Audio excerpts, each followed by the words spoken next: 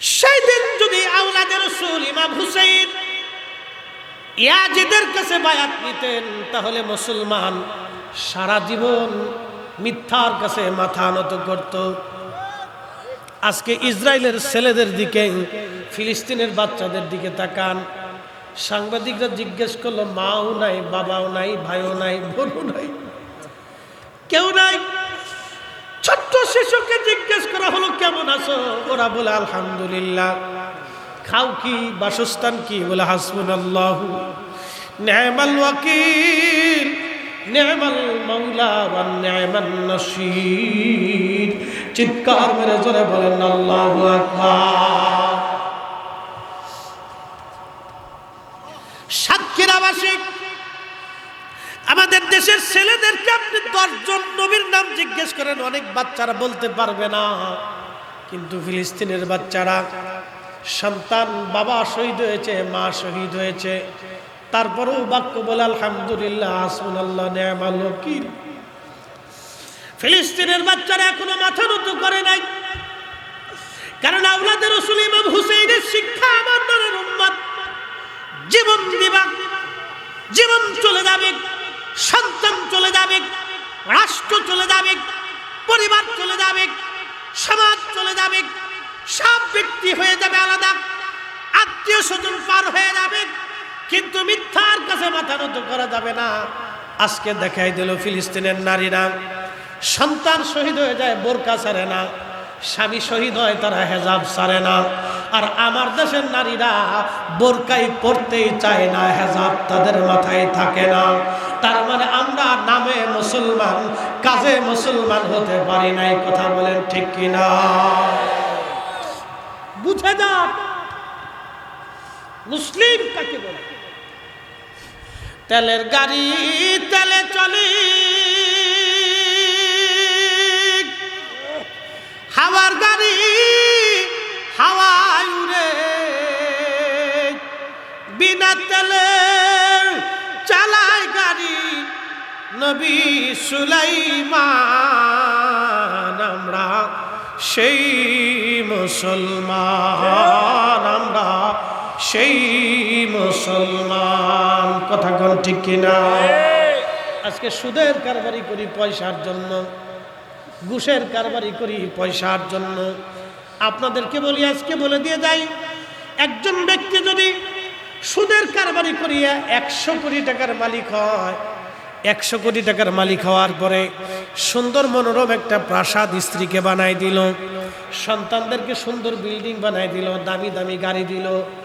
এখন ওই ব্যক্তি যদি তার স্ত্রীকে যায় বলে, বিবি রে, আমার তো অনেক সম্পদ আছে, তো তোমার একটা বাড়ি বানাই দিলাম, আমি আরেকটা বিয়ে করতে চাই, ওই স্ত্রীকে মানবে?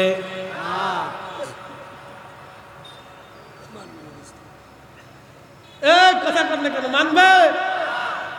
তাহলে ওই স্ত্রীর জন্য সুদ খেয়ে ওই বেটার জিন্দেগি শেষ। দুনিয়াতে যদি অন্য স্ত্রী না মানে, তো আখিরাতের হালত কি? Zero zero zero. ও আসলেই বোকা, ও আসলেই বোকা।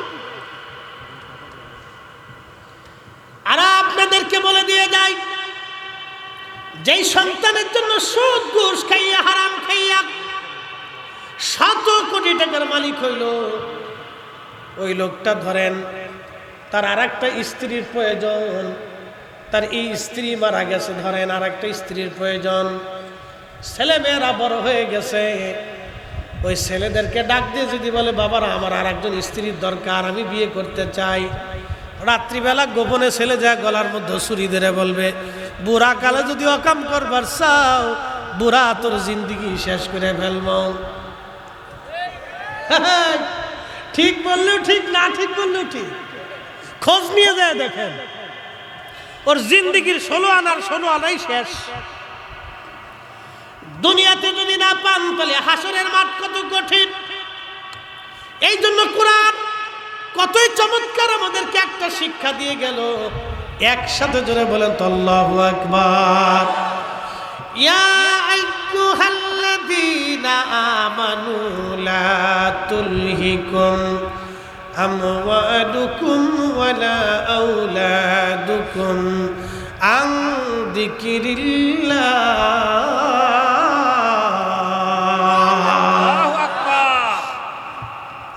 বুঝতে অসুবিধা না? তাহলে দোয়া পর্যন্ত আসেন তো ইনশাআল্লাহ? না না, জোরে বলেন ইনশাআল্লাহ। আপনাদেরকে একবারে বেশি রাত্র করে কষ্ট দিব না। 1 ঘন্টা হয়েছে, যদি টাইম দেন তাহলে আরো 15 মিনিট বাড়াবো ইনশাআল্লাহ। হ্যাঁ, আরো 1 ঘন্টা চলবে ইনশাআল্লাহ। রাজি? আচ্ছা, অসুবিধা নেই। দেখি আমরা কদ্দূর যাইতে পারি। এই যে কোরআনের আয়াত, এরপর আরেকটা শান শোনাইতেছে, একসাথে বলেন আল্লাহু আকবার। হে ঈমানদার, অ্যাটেনশন। ইয়া আইয়ুহাল্লাযীনা আমানু লা তুলহিকুম আমওয়ালুকুম ওয়ালা আওলাদুকুম আন যিকরিল্লাহ। ও ঈমানদার, সম্পদের মোহে সন্তানের প্রেমে পড়ে তোমরা আমি আল্লাহর জিকির থেকে গাফিল হইও না। নামাজ ছেড়ে দিও না, হালাল ছেড়ে দিও না, আখিরাত বরবাদ করিও না। স্ত্রীর প্রেমে পড়ে, সন্তানের প্রেমে পড়ে, সম্পদের প্রেমে পড়ে আমি আল্লাহ থেকে তোমরা জুদা হয়ে যাইও না। যদি জুদা হও তাহলে কি হবে? ওয়ামাইয়া ফাআল যালিকা ফাউলাইকা হুমুল খাসিরুন।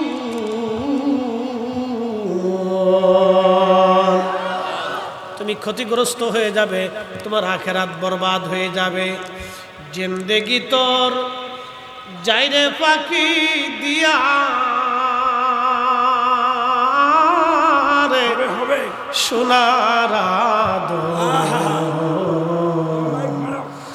জিন্দেগি তোর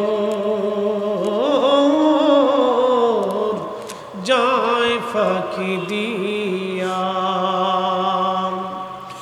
জিন্দেগি তোর যাইরে ফাঁকি দিয়া রে সোনার জিন্দেগি তোর যায় ফাঁকি দিয়া। ও আদম রে,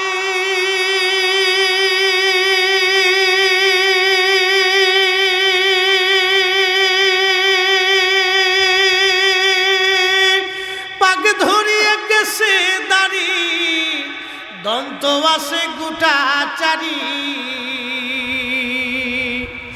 সমন জারি গিয়াছে করিয়ার সোনার জিন্দেগি তোর যায় ফাঁকি দিয়া। বন্ধু, সেই দিন আল্লাহু আকবার। দোস্ত 1000 টাকা দিছে, আমি দোস্তের হাদিয়া দিই না, আমি খুশি হয়ে দিছি। শান শুনলাম একটা জিন্দেগি। বন্ধু 1000 টাকা বকশিশ মেরে দিছে। মাশাআল্লাহ, আপনারা খুশি? কারবালার ওয়াজ কি চলবে? কারবালার দিকে যাচ্ছি। হযরতে ইমাম আহমদ ইবনে হাম্বল রাহমাতুল্লাহ আলাইহি মুসনাদ আহমদ একখানা হাদিসে কারিমা লেখেন। আল্লামা ইমাম ইবনে কাসির আল বেদায়ের মধ্যে লেখেন। কষ্ট হবে না তো? 20টা মিনিট বসবেন তো ইনশাআল্লাহ? অনেকেই চিন্তা করবে হুজুর আবার কি ওয়াজ শুরু করলো। শোনেন, এগুলি শোনার বড় প্রয়োজন। বলে ফরিদি হুজুর, কারণ কি? আল্লাহু আকবার। নবীজির পরিবারের আহলে বায়াত অনেক সদস্য ছিলেন। প্রিয় নবীর বিবিগণ আহলে বায়াতের অংশ, সন্তানরা আহলে বায়াতের অংশ। আল্লাহর হাবিব নিজে, ফাতেমা, হাসান, হুসাইন, আলী রিদওয়ানুল্লাহি তাআলা আলাইহিম আজমাইন, এই 5 জন ছিলেন আল্লাহর নবীর আহলে পরিবার, খাস আহলে বায়াত। অন্যরাও আহলে বায়াত ছিলেন, খাস ছিল। এই 5 জনের সম্মান আকাশ চুম্বি। এতই মর্যাদা তাদের, যাদের উসিলায় কোটি কোটি মানুষকে আল্লাহ ক্ষমা করে দিয়ে জান্নাতি বানাবে। হযরত আলী রাদিয়াল্লাহু আনহু সিফিনের দিকে রওনা করতেছিলেন। পথে চলতে চলতে চলতে চলতে কারবালায় আসলেন। কারবালায় একটা গাছ ছিল, এই গাছের নাম হানজাল। ইমাম ইবনে কাসির লেখেন, এই হানজাল গাছ দেখার পরে হযরত আলী রাদিয়াল্লাহু আনহু বললেন, ও আমার লোকেরা, সাহাবীরা বলো তো এই জায়গার নাম কি? বলে, হুজুর এই জায়গার নাম হচ্ছে কারবালা। ওই গাছের নাম কি? বলে হানজাল। হযরত আলী রাদিয়াল্লাহু আনহু ঘোড়া থেকে নেমে গেলেন, বাহন থেকে সওয়ারি থেকে নামলেন। নামার পরে তিনি ওই হানজাল গাছের পাশে গেলেন, যাই নামাজ বিছাইয়া নামাজ আদায় করলেন। নামাজ শেষ করার পরে হযরত সাইয়্যিদুনা আলী রাদিয়াল্লাহু আনহু দোয়া করতে লাগলেন, আর চোখের পানি ফেলে ফেলে তিনি কাঁদতে লাগলেন। যখন দোয়া শেষ হয়ে গেল, সাহাবীরা জিজ্ঞেস করলেন, আমিরুল মুমিনিন, বিষয়টা বুঝলাম না, এই হানজাল গাছের কাছে কারবালার ময়দানে আপনি কেন কাঁদলেন? এইখানে আপনি কেন নামাজ পড়লেন? দোয়া কেন করলেন? কিসের দোয়া করলেন? কেন চোখের পানি আপনি ফেললেন? হযরত আলী ডাক দিয়ে বলেন, সাহাবীরা রে, আমি আমার মাসুক নবীর পবিত্র জবান থেকে শুনেছি,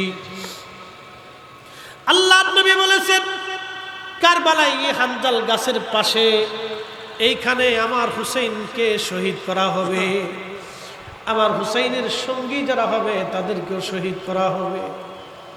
সাহাবীদের পরে জমিনের উপরে আসমানের নিচে তারা হবে দামি শহীদ, তাদের শাহাদাতের মর্যাদা থাকবে অপরিসীম।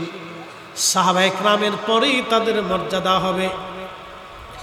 হযরত আলী বললেন, আমি আমার রাসূলের জবান থেকে শুনেছি এইখানে আমার হুসাইন শহীদ হবে সপরিবারে, সেই জন্য আমি আলী এই জায়গায় নামাজ পড়ে আমার সন্তান হুসাইন যাতে ওই সময় ধৈর্য ধরতে পারে, শাহাদাতের কঠিন সময় যাতে ধৈর্য না হারায়, সেই জন্য আমি আলী তার জন্য দোয়া করে গেলাম, তার জন্য আল্লাহর দরবারে দরখাস্ত করে গেলাম। একবার জোরে বলা যাবে কি মারহাবা? আখেরি সালাম লন ওহে নানা জান, আপনার হুসাইন যায় কারবালার ময়দান, গো নানা কারবালার ময়দান। হযরত হুসাইন কারবালায় উপস্থিত। মনোযোগ, 3 দিন পর্যন্ত পানি বন্ধ হয়ে গেল। তীর সৈন্যরা ঘিরে ফেলল, পানি নাই, খাবার নাই। 3 দিনের শেষ সময়ে, আল্লাহু আকবার, শেষ সময়ে ছোট্ট শিশু আলী আসগর কোলের মধ্যে, আলী আকবর শহীদ হয়েছে, হযরত ইমাম কাসেম শহীদ হয়েছেন, হযরত আব্বাস আলামদার রাদিয়াল্লাহু আনহু শহীদ হয়েছেন, আরো পরিবারের সদস্যরা শহীদ হয়ে গেছে। শুধু বেঁচে আছে হযরত জয়নুল আবিদিন এবং শিশু আলী আসগর রাদিয়াল্লাহু আনহু। হযরত আলী আসগরকে কোলের মধ্যে নিয়ে ইমাম হুসাইন রাদিয়াল্লাহু আনহু পানির আশায় গেলেন। বিবি শাহরবানু, যিনি পারস্য সাম্রাজ্যের নাতি ছিলেন, হযরত আলী রাদিয়াল্লাহু আনহু পার্সিয়ানদের কাছ থেকে যুদ্ধে বিজয় করার পরে তারা যখন এই অ্যারেস্ট হয়ে যখন মদিনাতে আসলো, হযরত আলী রাদিয়াল্লাহু আনহু নিজে ইমাম হুসাইনের সঙ্গে তার শাদী দিয়েছিলেন। পার্সিয়ান সাম্রাজ্যের নাতি শাহরবানু, আল্লাহ তার গর্ভে একটা সন্তান দিয়েছিলেন। এই সন্তানের নাম ছিল আলী আসগর রাদিয়াল্লাহু আনহুকে কোলের মধ্যে নিয়ে বিবি সাহেবা ডেকে বললেন, স্বামী আমার, ওদের দৃষ্টিতে আপনি অপরাধী হতে পারেন, কিন্তু আমার এই কলিজার টুকরো সন্তান তো কোনো অপরাধ করে নাই, একটু পানির জন্য তাকে নিয়ে চলে যান, দেখেন পানি দেয় কিনা। হযরত ইমাম হুসাইন অনেক বড় আশা নিয়ে চলে গেলেন। হযরত ইমাম হুসাইন কোলের মধ্যে সন্তান নিয়ে গেলেন। 22,000 ইয়াজিদি সৈন্যরা সামনে দাঁড়ানো। আওলাদের রাসূল তাদেরকে ডেকে বলেন, নানার উম্মত, তোমরা আমার দৃষ্টিতে, তোমাদের দৃষ্টিতে আমি অপরাধী হতে পারি, তোমাদের দুশ্মন হতে পারি, কিন্তু আমার ছোট্ট শিশু আলী আসগর তো কোনো অপরাধ করে নাই, একটু পানি তুমি দয়া করে তাকে দাও। সেই দিন আওলাদের রাসূলের সেই করুণ আর্তনাদ তাদের মনে মায়া লাগে নাই। চিন্তা করেন পৃথিবীর কত বড় নির্মমতা, কত কঠিন নির্মমতা সেই দিন প্রদর্শন করা হয়েছিল। আল্লাহু আকবার। ইমাম হুসাইন রাদিয়াল্লাহু আনহু বারবার বললেন, দেখো যদি বিশ্বাস না করো অন্তত আমার কোল থেকে সন্তানটাকে নিয়ে যে অন্তত সন্তানটাকে একটু পানি পান করায় দাও। সাতক্ষীরাবাসী সন্তানটাকে নিয়ে গেলেন। আওলাদের রাসূল বুকের মধ্যে ধরে বসে আছে। সীমার সেদিন ডেকে বলল, দাঁড়াও, জনমের পানি তোমাদেরকে পান করাচ্ছি। এক নাফরমান ইয়াজিদ শিবির থেকে একটা তীর ছুঁড়ে মারল। তীরটা এসে আওলাদের রাসূলের বক্ষর মধ্যে ধরে রাখা ছোট্ট শিশু আলী আসগরের কলিজা বিদীর্ণ হলো। বাবার কোলের মধ্যে সন্তানটা ছটফট করে শহীদ হতে লাগলেন। ইমাম হুসাইন রাদিয়াল্লাহু আনহু রক্তমাখা অবস্থায় সন্তানকে নিয়ে দ্রুত গতিতে তাঁবুর কাছে ফিরে আসলেন। বিবিকে ডাক দিয়ে বলেন, বিবি রে, তাঁবু থেকে বের হয়ে আসো। আমি আমার আলী আসগর কেমন পানি পান করাইছি, কোনোদিন আর পানির জন্য বিরক্ত করবে না। বিবি রে, আয় আয়, এমন পানি পান করাইছি দেখো। এত সময় আমার নানা রাহমাতুল লিল আলামিন হাউজে কাউসারের পানি পান করাইয়া আমার আসগরের কলিজা ঠান্ডা বানাইছে। বিবি আসো, আমার সন্তান দুনিয়াতে তোমাকে আর কষ্ট দেবে না। শাহরবানু বিবি সাহেবারা দৌড়ে আসলেন। হযরত ইমাম জয়নুল আবেদিন একমাত্র বেঁচে যা পুরুষ, তিনি বলতেছিলেন, দুনিয়ার মানুষ, ভাই শহীদ হওয়ার দৃশ্যগুলি দেখেছি, বাবার কোল রক্তে ভিজা পেয়েছি, আমি একমাত্র বেঁচে যাওয়া পুরুষ সাক্ষী। সেই দিন আমার আব্বা জান কোলের মধ্যে সন্তানকে নিয়ে আহা চোখের পানি ছেড়ে ছেড়ে কাঁদতেছিল, বলতেছে, রাব্বে কারীম, আমি আমার সন্তানদেরকে পানির আশায়, পানির জন্য তাদের সামনে গিয়েছিলাম। আল্লাহ তুমি সাক্ষী থাকো মালিক, আমি আমার সন্তানকে পানির আশায় গিয়েছিলাম, ওরা পানিবিহীন আমার সন্তানকে শহীদ করেছে। আমি দুনিয়ার এই ফয়সালা চাই না, আমি হাসরের ময়দানের ফয়সালার জন্য অপেক্ষা করব। কত কঠিন হবে তাদের আখিরাত। সেই দিন যারা আওলাদের রাসূলের বিরুদ্ধে যুদ্ধ করেছিল, কত কঠিন হবে তাদের আখিরাত, কত কঠিন তাদের আখিরাত, কত ভয়াবহ হবে। ইমাম জয়নুল আবেদিন বললেন, আমি অসুস্থ ছিলাম। আব্বা জান আমার ফুফু আম্মা হযরত জয়নব রাদিয়াল্লাহু আনহাকে বললেন, জয়নব, আমার আব্বা হুজুরের দেওয়া নানা রাহমাতুল লিল আলামিনের সবুজ পাগড়িখানা আমাকে দাও। সবুজ পাগড়ি তিনি মাথায় বাঁধলেন, গায়ের মধ্যে ওই হযরত আমিরা হামজা রাদিয়াল্লাহু আনহু লোহার বর্মটা গায়ে দিলেন, জুলফিকার তলোয়ারখানা হাতে নিলেন, সবাইকে কাছে ডাকলেন, বিবিদের কাছ থেকে বিদায় নিলেন। হযরত জয়নব কাছে ডেকে জয়নবকে সামনে দাঁড়া করাইলেন।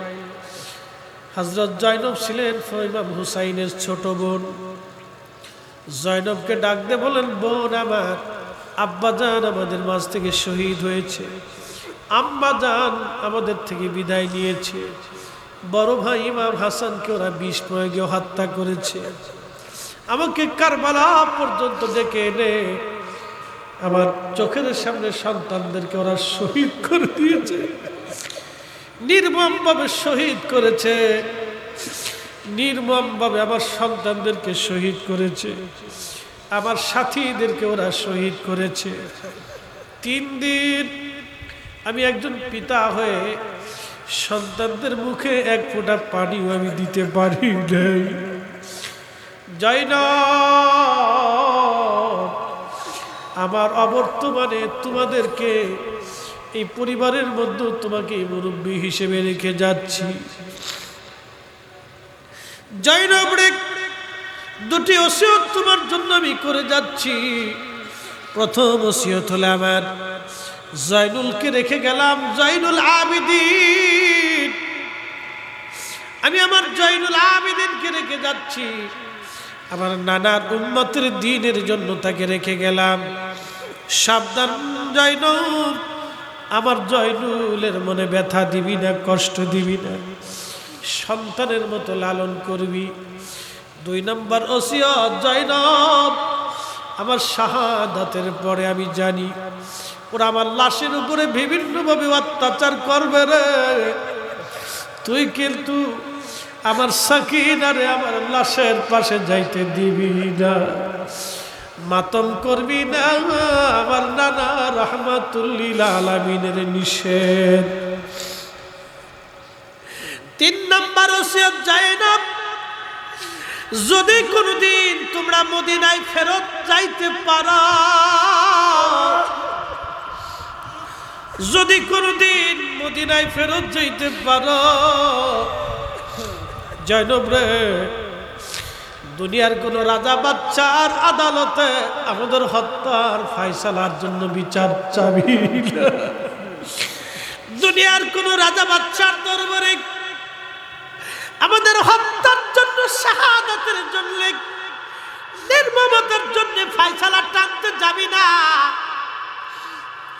যদি কোনোদিন মদিনায় যাওয়ার সুযোগ হয় রে জয়নব, কারো বাড়ি যাবি না, কারো ঘরে যাবি না, সর্বপ্রথম আমার নানা রাহমাতুল্লিল আলামিনের রওজার পাশে যে দাঁড়াবি।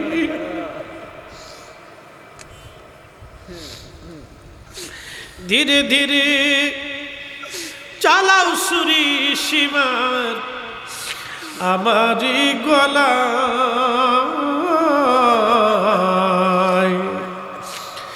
জয়নাল আবেদিনের কান্দন শুনতে দাও আমায়, জয়নাল আবেদিনের কান্দন শুনতে দাও আমায়।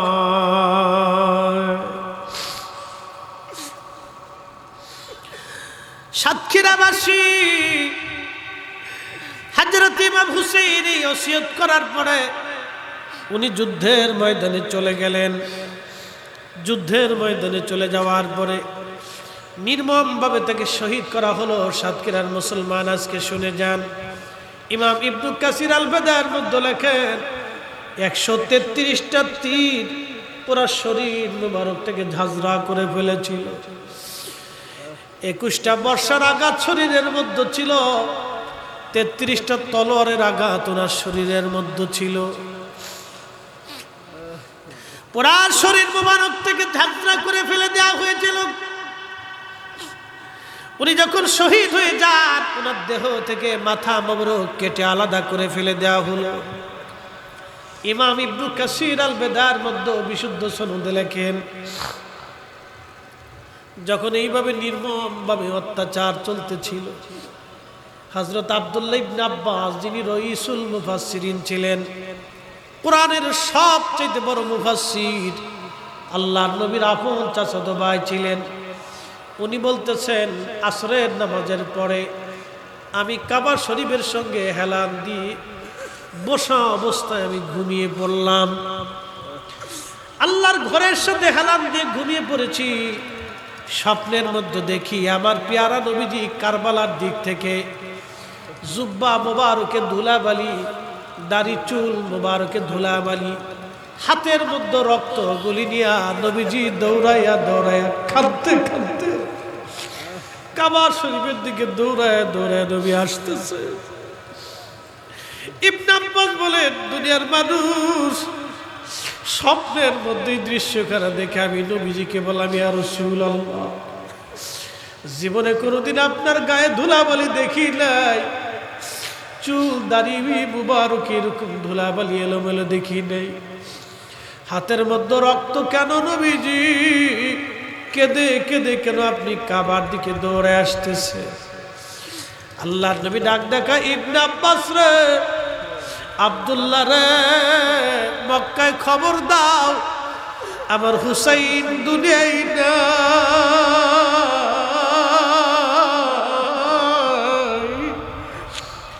আমার হুসাইন কারবালায় শহীদ।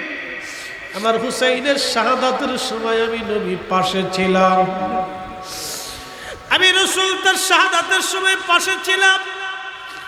তার রক্ত, সাথীদের রক্তগুলো আমি নিয়ে আসছি আল্লাহর আদালতে যাওয়ার জন্য। চিৎকার মেরে ধরে বলবেন আল্লাহু আকবার। আল্লামা ইমাম ইবনে কাসির হাদিস খানা লেখার পরে নিচে বলছেন, হাযা হাদিসুন সানাদুন জাইয়্যিদ, এই হাদিসের সনদ বড়ই মজবুত, এই হাদিসের সনদের মধ্যে কোনো গন্ডগোল নাই, বিশুদ্ধ ঘটনা। আল্লাহর নবীজি স্বপ্নে দৌড়াইয়া দৌড়ায় কাবার দিকে আসতেছে। আল্লাহর নবী বলেন, মান রাআনি ফিল মানামি ফাকাদ রাআল হক, রাবাহুল বুখারী। যে আমাকে স্বপ্ন দেখলো সে বাস্তবে আমি নবী দেখলো। আমি নবী নিজে আসি, ছবি আসি না, আমি নবী নিজে সরাসরি আসি। চিৎকার মেরে জোরে বলবেন আল্লাহু আকবার। হযরত ইবনে আব্বাস বলেন, আমি স্বপ্ন দেখলাম, স্বপ্ন ভেঙে গেল আমার। সারা কাবা বলে উনি পাগলের মতো দৌড়ার বল, শুনছো কাবাবাসী, শুনছো মক্কাবাসী, হুসাইন আর নাই, আমাদের হুসাইন কারবালায় শহীদ। একটু চিন্তা করেন তো, সেই দিন আল্লাহ তাদের উপরে কত বড় জুলুম তারা চলেছিল, কিন্তু অন্যায়ের কাছে মাথা নত করে নাই। কথা কোন ঠিক কিনা? সেই দিন তারা মিথ্যার কাছে মাথা নত করে নাই, অন্যায়ের কাছে মাথা নত করে নাই, অন্যায়ের কাছে মাথা নত করে নাই, ন্যায়ের সামনে ন্যায়ের জন্য মাথা উঁচু করে দাঁড়িয়েছিল উহুদ পাহাড়ের মতো। সেই দিন নিজে শহীদ হলো, সন্তান শহীদ হয়ে গেল, পরিবার পরিজন শহীদ হলো। শুধু কি এখানেই শেষ না? ইমাম ইবনে কাসির লিখতেছেন, ইমাম হুসাইন রাদিয়াল্লাহু আনহু দেহ মোবারক থেকে জুব্বা খুলে নিয়ে যাওয়া হলো।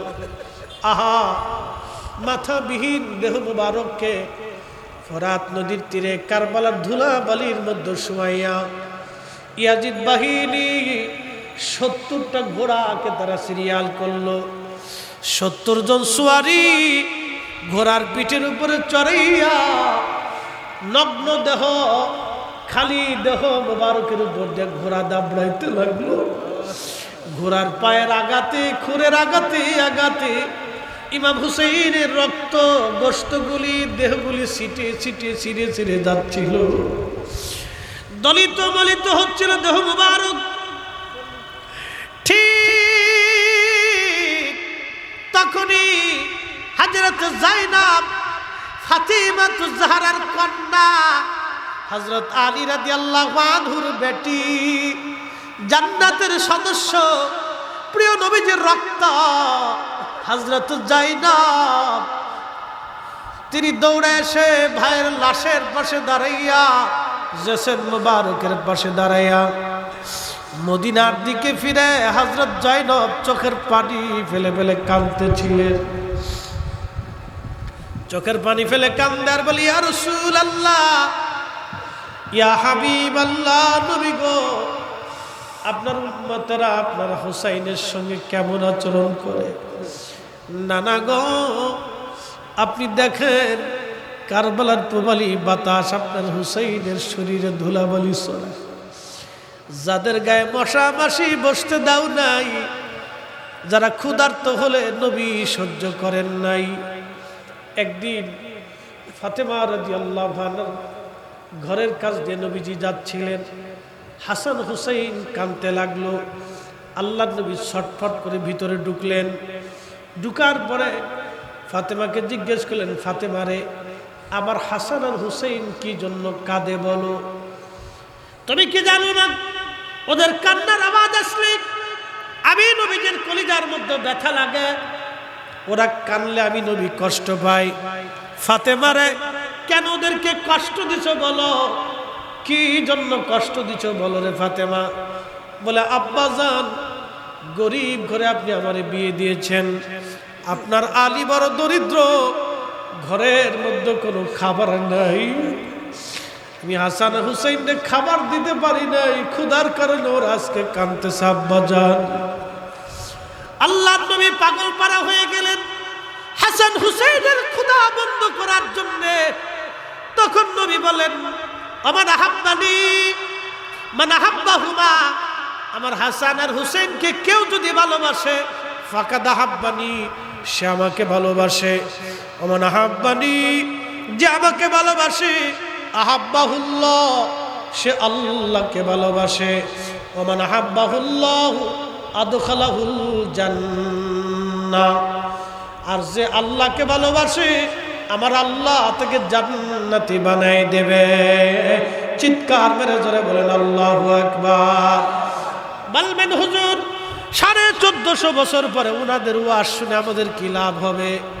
আল্লাহর কসম করে বলি, আওলাদে রসুলের করুণ কষ্টের কথাগুলি শোনার পরে যাদের চোখ বেয়ে একটু পানি বের হয়েছে, এই পানির উসিলা বান্দার জীবনের গুনাহ মাফ হয়ে যাবে।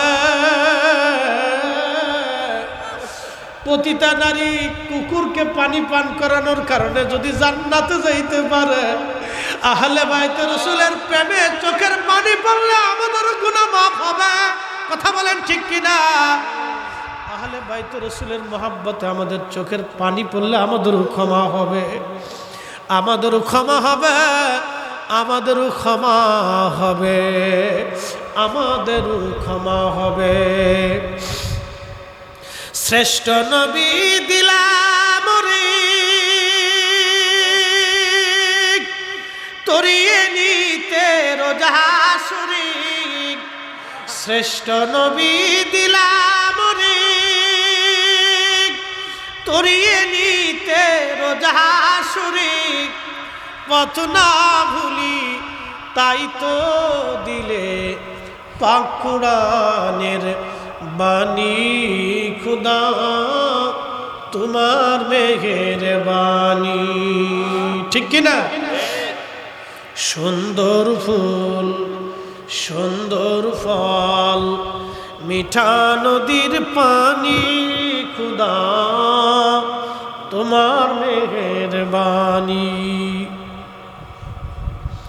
কোরআনে আল্লাহ বলতেছেন, কুল ইন কুনতুম তুহিব্বুনাল্লাহা ফাত্তাবিউনি ইউহিব্বুকুমুল্লাহ। আলোচনা আর দীর্ঘায়িত করব না। আলোচনার মূল প্রতিপাদ্য বিষয় আমি বলে ফেলেছি। মিথ্যার কাছে মাথা নত করা যাবে না, অন্যায়ের কাছে মাথা নত হবে না, হকের জন্য মাথা উঁচু করে দাঁড়ায় থাকতে হবে। কথা বলেন ঠিক কিনা? আল্লাহ কবুল করুন, সকলেই বলেন আমিন। আল্লাহু আকবার। সে আমাকে টাকা দেয় নাই, বরং মূলত আহলে বাইতে রাসূলের মহব্বতে দিয়েছে। কি কথা বলেন ঠিক কিনা? এ হাদিয়াটা আমার জন্য না, এটা আহলে বাইতে রাসূলের মহব্বতে দিয়েছে। কথাগুলি শোনা লাগবে আমাদেরকে। তাহলে আপনারা বলেন, বেশি বেশি দোয়ার দরকার আছে না নাই? এক কথা বলেন, দরকার আছে। হালাল খাবার, হালাল খাদ্য ভক্ষণ করবেন। হারাম খাইয়া কোনোদিনও হজ যদিও করেন, এই যে সামনে হজ 30 অথবা 1 তারিখ আমার ফ্লাইট, আমি হজে যাব, দোয়া করবেন। এ বন্ধু, হজে চলে যাবেন। আমার মুআল্লিম আমাকে বলতেছিলেন, আমার যিনি হজে নেবেন, এই খাজা এয়ারলাইন্স জালালাবাদী সাহেব, তিনি বলতেছেন যে মামা কথা শুনেন, এক ভদ্রলোক ওনার কাছে আসছে, আয়সা বলতেছে, হুজুর আপনি আমাকে একটা প্যাকেজ দেন। তো উনি, ওনার ট্রাভেলসটা খুব দামি এবং বড় বড় হায়ার এডুকেটেড পার্সন ওনারটাই যায়। তো বলতেছে, আমার ট্রাভেলসে 22 লক্ষ টাকার প্যাকেজ আছে, 25 লক্ষ আছে, 30 লক্ষ আছে, কোনটায় যাবেন? কয় না, সবচাইতে কম যেটা এটা দেন। সরকারি হিসেবে 5,80,000 বা 90,000। বলতেছে, আপনি এত বড় কোটি কোটি টাকার মালিক? বলতেছে, মালিক হইতে পারি, আমার টাকা তো হারাম, কারণ আমি টেবিলের নিচ দিয়ে মাইরে দিছি। বলে হজে যাবেন কেমনে? বলে বাবার জমি বিক্রি করে। দেখেন কত বড় চালাক, কোটি কোটি টাকার মালিক, কিন্তু টেবিলের নিচ দিয়ে টাকা। ও যে 22 লক্ষ টাকার প্যাকেজ নেন, কয় না একবারে সর্বনিম্ন যেটা, কয় বাপের জমি বেচে তারপরে হজে যাবে, হজেরটা হালাল রাখতেছি। আমি বললাম তারা জিজ্ঞেস করলাম যে এতদিন যা খাইছে এটা কোথায় গেছে? যেই টাকাটা খাইছে হারাম টাকার গরুর গোশত আর শুয়োরের গোশতের মধ্যে কোনো তফাৎ নেই। এই আসতে বলেন কেন, জোরে বলেন। হারাম টাকার খাসির গোশত আর কুকুরের গোশতের মধ্যে কোনো তফাৎ নেই, কারণ এটাও হারাম এটাও। আমি বললাম এতদিন যা খাইলো তাহলে সেটা কোথায় গেছে? আল্লাহ রাসূল বললেন যেই শরীর হারাম খাদ্য দিয়ে গঠিত হয় সেই শরীর কখনো জান্নাতে যাবে না। চিন্তা করেন তো, ইমাম হুসাইন যদি সেই দিন ইয়াজিদের কাছে মাথা নত করতেন, তাহলে আজকেও এই উম্মত মিথ্যার কাছে মাথা নত করত। দেখবেন এই উম্মত এখনো হকের উপরে জিন্দা থাকে, এখনো মাথা উঁচু করেই থাকে। কথা কর না কেন, ঠিক কিনা? আল্লাহ কবুল করুন, সকলে বলেন আমিন। এসেছেন যত নবী সকলের ইমাম, আসেন দুয়ার আগে আমরা নবীজিকে সালাম দিব। এসেছেন যত নবী সকলের ইমাম,